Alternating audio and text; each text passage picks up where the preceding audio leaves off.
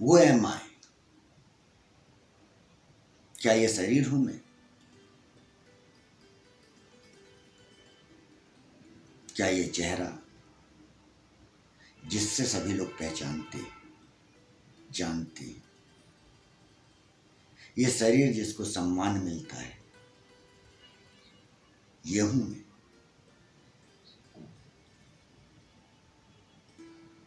आप शरीर में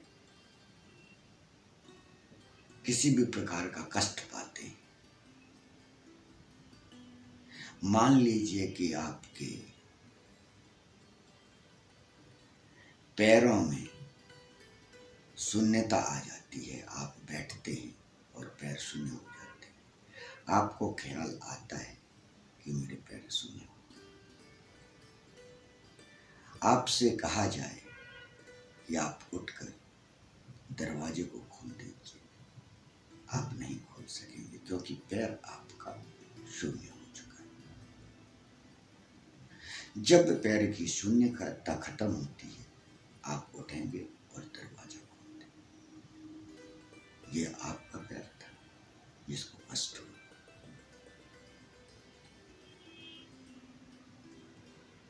आप मानते हैं ये आपका पैर? ये उंगली, इस उंगली को हम लेते हैं और इसको पीछे की ओर मोड़ते जाते हैं, कष्ट होने लगा। हाँ, हमारे शरीर में किसी भी जगह कोई पीड़ा होती है, हमें ख्याल आता है कि हमारा शरीर है, लेकिन जब उस शरीर को अनुभूति होती है सुख की, तब वो बेचारा ये ख्याल नहीं कर पाता। यदि जिस उंगली को मैंने कष्ट दिया, मैं से ये अंगूठी को उतार कर मैं इस रिंग को इसमें पहना दूं, तो क्या ये खुशी हो जाएगी, सुखी हो जाएगी? जो हाथ कट गया उस हाथ को फिर से जोड़ दिया जाए और उसमें रत्न जड़ित हार पहना दिया जाए, कड़ा पहना दिया जाए, तो क्या वो हाथ खुश हो जाएगा? आपको खुशी होगी, शरीर को खुशी होगी?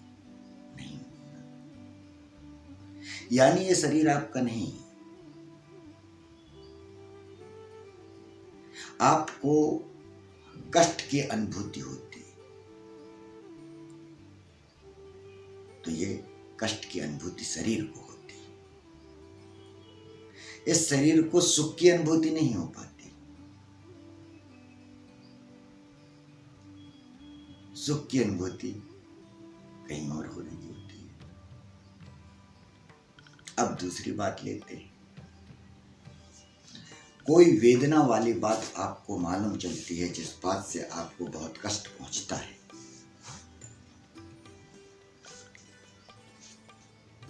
कोई आपको सबसे प्यारा है, आपको सूचना मिलती है कि उसके साथ कोई दुर्घटना घटित हो। ये शरीर को कष्ट नहीं होता है, ये कष्ट कहीं और हो रहा होता है, और ये जो कष्ट हो रहा होता है वही आप।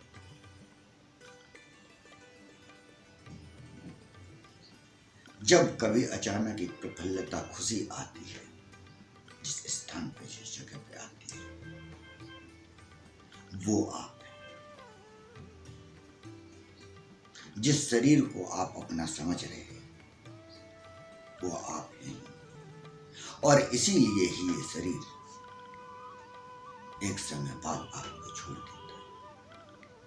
वो आपको छोड़ देता है, यानी वो आप नहीं। जो आपको छोड़ दे, वो आप कैसे हो सकते? वो एम आई, फिर मैं कौन हूं? इसको जानने के लिए हमें अब अपने शरीर के अंदर आना होगा, जिससे हम जान सकेंगे कि हम कौन हैं या मैं कौन। हमारे शरीर के अंदर 7 चक्र होते हैं। और इसी प्रकार ही हमारे मस्तिष्क में 7 मंजिलाएं हमारी खड़ी होती। जो हमारे शरीर के 7 चक्र हैं, वही हमारे इस शरीर को चला रहे होते हैं। वो 7 चक्र हमारे इस शरीर में यहां से लेकर आपके मूलाधार चक्र, जो सबसे प्रथम चक्र कहलाता है, जो आपकी गुदा और लिंग के बीच में या गुदा और योनि के बीच में स्थित होता है। वो मूलाधार चक्र जो है वो एनर्जी सेंटर है। जो हमारी रीढ़ की हड्डी होती है, वो हमारा बेस रीढ़ की हड्डी का मूलाधार है। इस शरीर का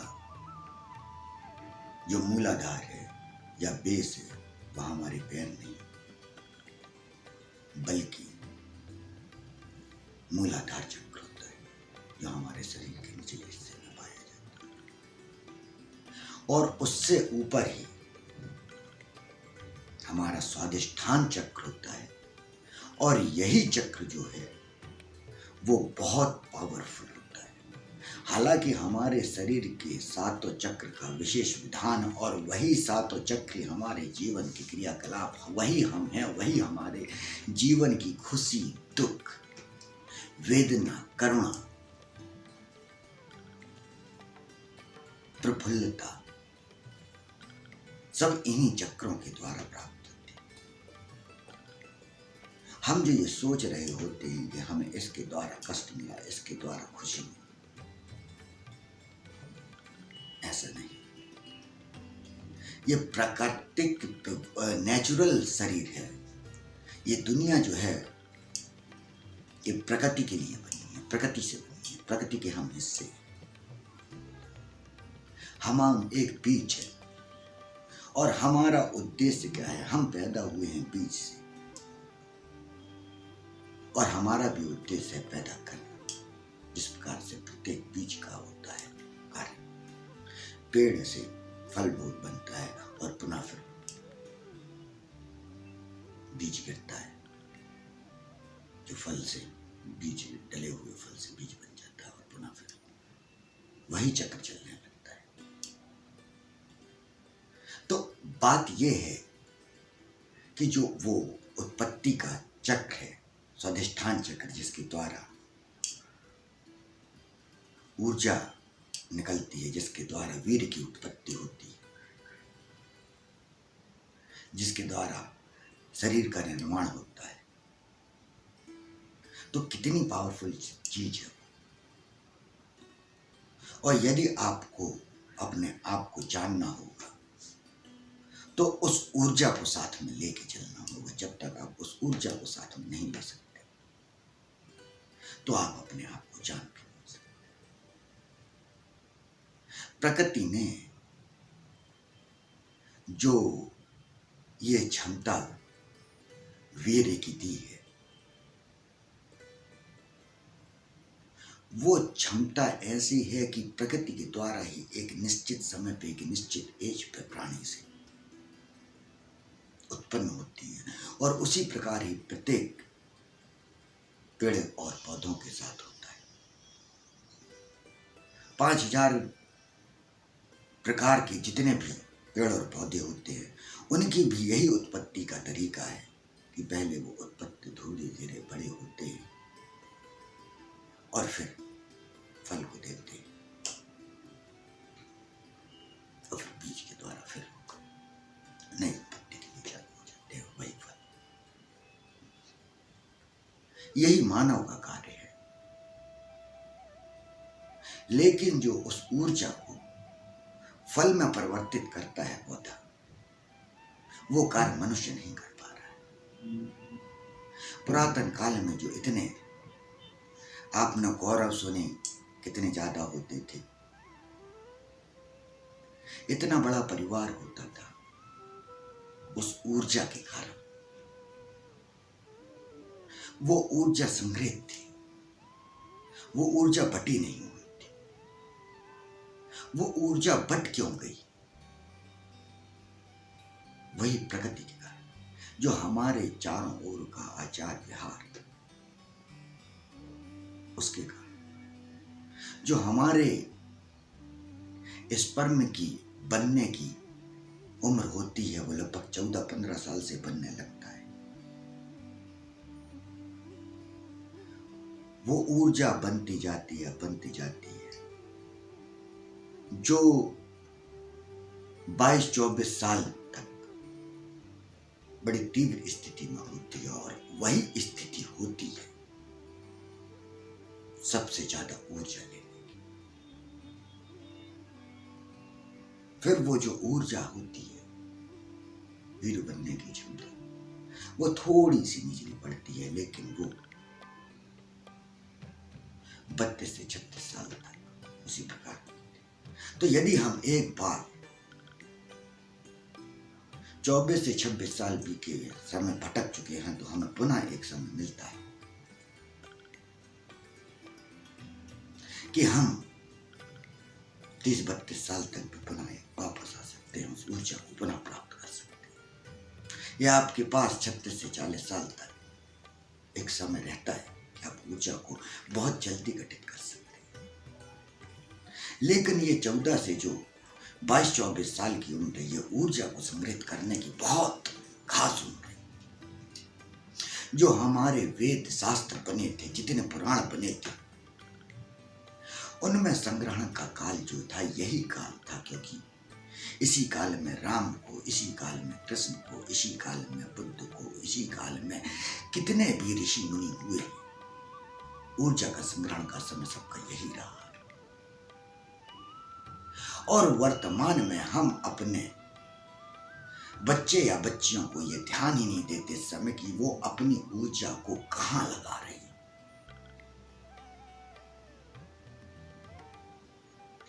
आप उनके शरीर को देख रहे हैं जो वो है नहीं है, और बाद में इसीलिए जो उनके अंदर का मैं है कि वो कौन हूं, जब उसे वो प्राप्त कर लेता है, उसे जान लेता है, तो अपने उन्हीं माता पिता से उसे घृणा होने लगती है, क्योंकि उन्होंने तो शरीर के लिए अच्छा अच्छा किया, उन्होंने उस ऊर्जा को रूपांतरित करने के लिए कभी चाहा ही नहीं। बल्कि आप वो हैं जो ऊर्जा है। उस ऊर्जा का रूपांतरण अगर सही तरीके से होता तो आपका व्यक्तित्व कुछ और होता। जब वो ऊर्जा आपकी नाभि स्थान में पहुंचती है, जो हमारा दूसरा स्वादिष्ठान चक्र होता है, वो हमारे नाभि और हमारे लिंग स्थान के बीच में स्थित है, और इसके ऊपर ही आता है मणिपुर चक्र।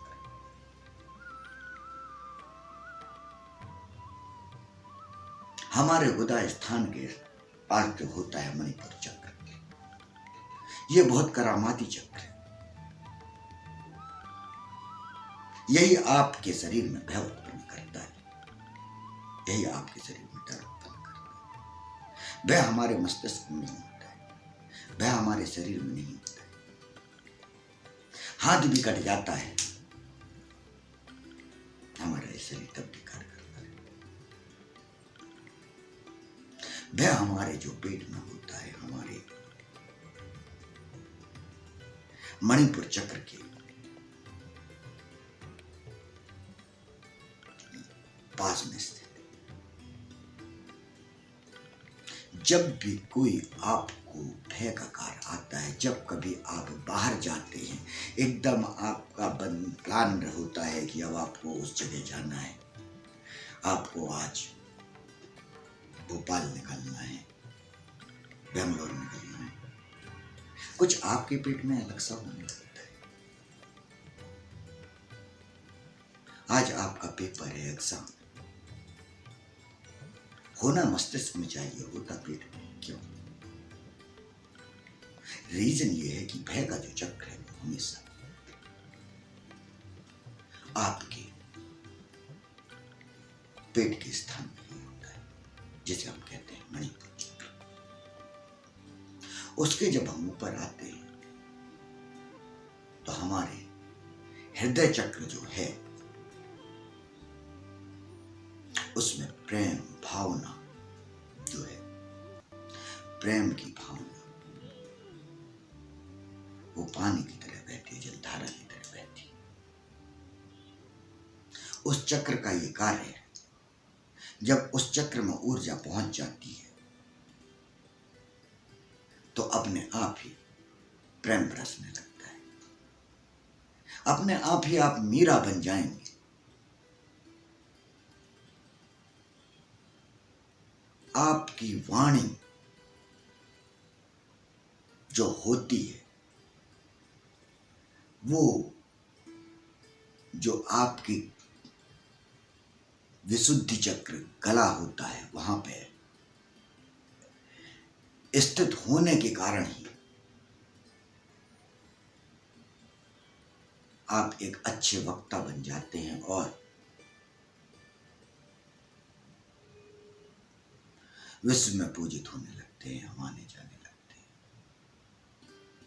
ये जो चक्र हैं, हृदय चक्र और ये विशुद्धि चक्र, ये बहुत महत्वपूर्ण है। यहां से ऊपर जितना आप इन चक्रों के जितना ऊपर आप चलते जाएंगे उतना ही महत्वपूर्ण करते जाएंगे। और इन चक्रों तक बहुत लोग गए, उनके सामने ही प्रमाण है। जो वाणी निकली कबीर के गले से वो विशुद्धि चक्र का ही, उनका विशुद्धि चक्र जागृत था। जो विवेकानंद के मुख से शिकागो में शब्द निकले वो इस चक्र का ही प्रभाव था, विशुद्धि चक्र का। और जब आपके हृदय चक्र की ऊर्जा बढ़ती है तब आप मीरा की तरह गुणगान करने लगते हैं। वाणी आपकी नहीं होगी, आपका हृदय कब होगा जब आप सुने वो संगीत, जो वाणी जो गाई गई या जो कही गई, जो विवेकानंद ने कहा, जो सुनने का मुझे लेता है वो हृदय चक्र लेता है। जो मीरा ने वाणी गाई उसको सुनने का मुझे लेता है वो हृदय चक्र लेता है। संगीत जो है वो संगीत जो बना है वो इन चक्रों को प्रभावित करने के लिए बना है। वो संगीत इन चक्रों की ऊर्जा है।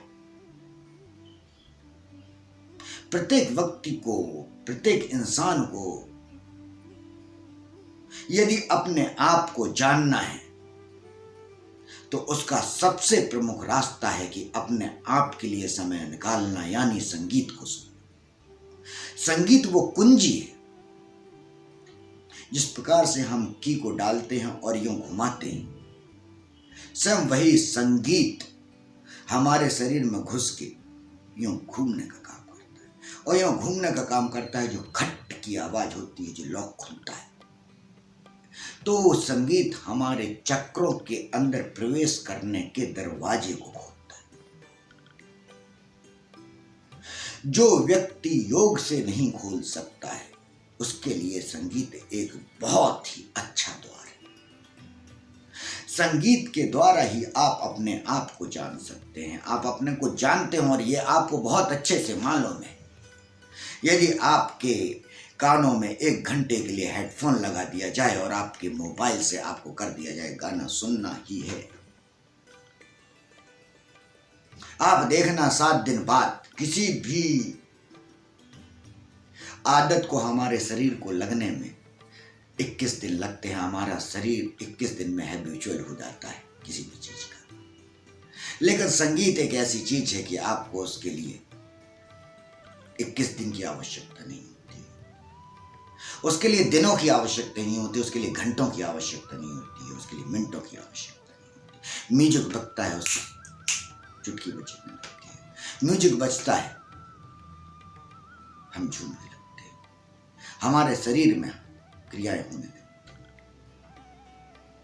वो सबसे तेजी से जाने वाला, हमारे शरीर को चक्रों को प्रभावित करने वाला, हमारे शरीर को चक्रों को ऊर्जा देने वाला सबसे अधिक प्रभावित धारा हम उसे कह सकते हैं। जो हमारे चक्रों की ऊर्जा, हमारे जो चक्र हैं, जो त्रिभुजा आकार में रहते हैं, ट्रायंगल के रूप में होते हैं, लेकिन जब उनकी ऊर्जा को देखा जाता है तो ऊर्जा के कारण वो चक्र के रूप में हमें दिखाई देते हैं। इसीलिए हमें कहा जाता है इस चक्र, क्योंकि जब कोई भी आप ऊर्जा को आप देखते हैं तो वो ऊर्जा एनर्जी है, क्योंकि वो फूटती है तो वो सर्किल के रूप में दिखाई देती है। जब आप किसी जल में किसी भी रूप का पत्थर डालें, चाहे वो तिकोना हो, चौकोना हो, या बहुत सारे कोने हो, या गोल हो, आप डालेंगे उस पत्थर को तो उसमें से जो बुलबुला या उसमें से जो आकार आपको लहरों का दिखेगा वो सब गोल की दिखेगा, ड्यू टू एनर्जी। ये प्रकृति है। आपको ये समझना होगा कि आप प्रकृति का एक हिस्सा हैं, और जिस प्राणी को आप अपने सामने देख रहे हैं वो भी एक प्रकृति का हिस्सा है। जिस प्रकार से अनेक प्रकार के पौधे पेड़ हैं, 5000 प्रकार के जो ये जीवन है पेड़ पौधों का, कोई बबूल का, कोई आम का, कोई अनार का, कोई मूली का, कोई कद्दू का, कोई भांग का, कोई अफीम का। उसी प्रकार के इंसान है जिसने अपने जिस बीज को जागृत कर लिया है वो उसी प्रकार का इंसान बन जाता है। वो सभी बीज आपके शरीर के अंदर चक्रों के रूप में पड़े हैं। जब वही आपकी ऊर्जा आपके गले से उठकर आपके मस्तिष्क में पहुंच जाती है, तब इंसान बुद्ध बन जाता है। महावीर नाम था उनका, बुद्ध एक उपाधि थी। बुद्ध उपाधि तभी मिलती है जब आपकी वो ऊर्जा यहां वाली से आप जाने चाहते हैं। इंसान अपनी इन ऊर्जाओं के द्वारा जाना जाता है, इन सातों चक्रों के द्वारा जाना जाता है। आप इन सातों चक्रों में से एक इंसान हैं, और आप ये भली भांति जान सकते हैं कि आप किस प्रकार के इंसान हैं, आप कौन हैं। क्या आप वासना से ग्रसित व्यक्ति, वासना से लीन व्यक्ति, या आप भय से ग्रसित, या आपके हृदय में प्रेम की प्रफुल्लता रहती है, या आप वाणी के रूप में विवेकानंद, ओशो या अन्य महान व्यक्ति बनते हैं, या वही ऊर्जा आपकी आपके आज्ञा चक्र में पहुंच जाती है और विवेकानंद बन जाते हैं।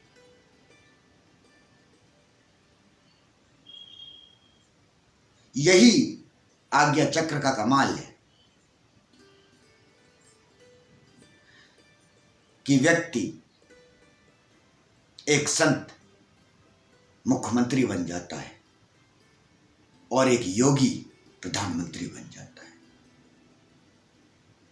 और ये तभी संभव है जब ये व्यक्ति जानेगा कि मैं कौन हूं। जब तक आप ये नहीं जानेंगे कि आप कौन हैं, आप अपने चक्रों को नहीं जानेंगे, आप अपनी ऊर्जा को नहीं जानेंगे, तब तक आप ना मोदी को समझ सकते हैं, ना आप योगी को समझ सकते हैं। आप तो सिर्फ धर्म की लहर में बह रहे हैं, जिस धर्म को आप जानते भी नहीं।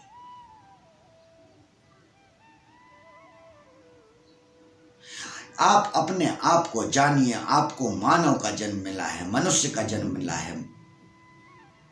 ये चक्रों की जो क्रियाएं हैं, ये मनुष्य में सातों चक्र पाए जाते हैं, और इसी प्रकार की जो 7 चक्र हैं वो हमारे मस्तिष्क में होते हैं। जब आप ये जान पाएंगे कि मैं कौन हूं, तभी ये उचित होगा कि आप अपने 7 चक्र जो मस्तिष्क में होते हैं उन्हें समझें, जिसे मैं बताऊं। आपका जो कॉन्शियस माइंड, अनकॉन्शियस माइंड, जिसमें आप जीवित रहते हैं, इस प्रकार के हमारे बुद्धि में भी 7 बिल्डिंग है, 7 खंड है। एक बिल्डिंग के 7 पार्ट है। सबसे पहला पार्ट होता है कॉन्शियस माइंड। जो कॉन्शियस है उसके नीचे ही खोजा गया, जाना गया, विज्ञान ने निकाला कि अनकॉन्शियस माइंड। और उस कॉन्शियस माइंड के ही ऊपर के खंड पे सुपर कॉन्शियस माइंड। हम दिमाग से, बुद्धि से, विवेक से जो भी कार्य करते हैं, हम अपने इन्हीं खंडों में ही विचरण करते हैं, इन्हीं खंडों के द्वारा करते हैं। और हमारे अंदर जो सुख और दुख का बोध होता है वो इन्हीं के द्वारा होता है। क्योंकि हमें जो 7 खंड घूमने के लिए दिए गए हैं, रहने के लिए दिए गए हैं, हम हमेशा एक ही खंड में हमेशा बने रहेंगे, अचेतन, अनकॉन्शियस माइंड। बल्कि हमें जो जन्म दिया गया है, हमारा जन्म हुआ गया है, वो कॉन्शियस के समय हुआ, चेतन। पर हम उसके नीचे जो खंड है, अनकॉन्शियस, हमारा जीवन का अधिक से अधिक समय अनकॉन्शियस में ही जाता है, अचेतन में ही जाता है। आप ये खुद देखिए कि जो 24 घंटे आपके होते हैं, उस 24 घंटे में आप कितने समय चेतन रहते हैं। आपको ये कितना ख्याल रहता है कि मैं हूं। हम जानना चाहते हैं कि मैं कौन हूं, मैं हूं। आप हमेशा जागृत अवस्था में रहेंगे 24 घंटे।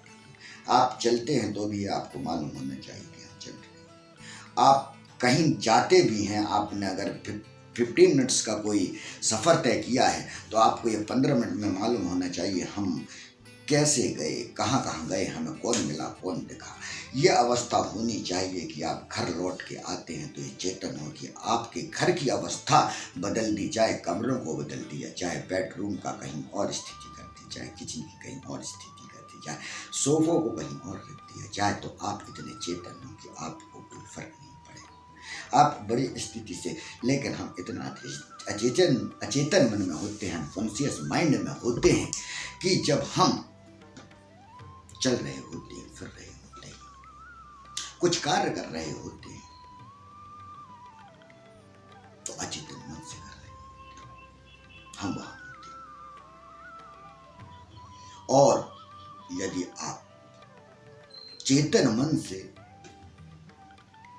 4 घंटे कार्य करेंगे, 10 घंटे कार्य करेंगे, 12 घंटे कार्य करेंगे, या 24 घंटे पूरा चेतन मन से कार्य करेंगे, तो आप दूसरे दिन भी उस 24 घंटे की पूरी क्रिया को बता सकते हैं।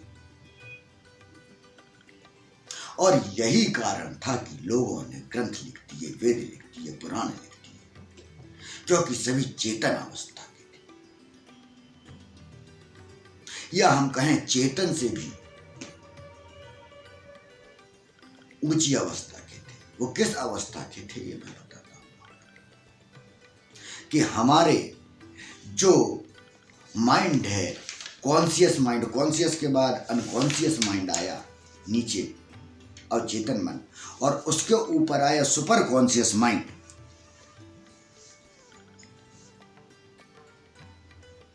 अधिचेतन मन, और उसके ऊपर आता है कलेक्टिव। और इसी प्रकार ही हमारे जो नीचे आएगा वो भी कलेक्टिव ही रहेगा। अंतर सिर्फ इतना होगा कि कलेक्टिव कॉन्शियस और कलेक्टिव अनकॉन्शियस, और हम उसके ऊपर चलेंगे। जैसे हम ब्रह्म कहते हैं, कॉस्मिक एनर्जी, ब्रह्म चेतन। और वही हम जब शरीर के सबसे निचले भाग 7वीं मंजिल में आते हैं तो वो भी वही कहलाएगा, ब्रह्म अचेतन। तो हमारे तल में जो हम प्रेजेंट में रहते हैं, तो जो योग और ऊर्जा है वो ये है कि जब आप आंख बंद करके शांति से अपने आप को देखते हैं, अंदर देखते हैं, तो आप अपने उन खंडों में प्रवेश करने की कोशिश करते हैं। आप एक बार अपने 7 खंडों में विचरण करके तो आइए। बहुत भाग्य की बात है कि यदि कोई प्राणी अपने 7 खंडों में एक बार घूम सके। बुद्ध ने घूमा, कॉन्शियस माइंड के नीचे अनकॉन्शियस, अनकॉन्शियस के बाद कलेक्टिव अनकॉन्शियस, कलेक्टिव अनकॉन्शियस के नीचे कॉस्मिक अनकॉन्शियस, ब्रह्म चेतन। और इसी प्रकार ही हमारे कॉन्शियस के ऊपर आता है सुपर कॉन्शियस, और सुपर कॉन्शियस के ऊपर आता है कलेक्टिव कॉन्शियस, कलेक्टिव कॉन्शियस के ऊपर आता है कॉस्मिक कॉन्शियस, ब्रह्म चेतन। तो ये हमारे शरीर के, हमारे बुद्धि के, हमारे मस्तिष्क के जो 7 भाग हैं, इनके द्वारा ही चेतन अचेतन की व्यवस्था रची गई है। ये ब्रह्मांड की जो रचना है प्राकृतिक रचना है, और प्रत्येक मनुष्य में एक ही समान होती है। और इन्हीं चक्रों के द्वारा ही, इन्हीं 7 खंडों के द्वारा ही व्यक्ति बुद्ध बनता है, व्यक्ति कृष्ण बनता है, मनुष्य राम बनता है। आवश्यकता है तो सिर्फ इतना जानने की कि मैं कौन हूं।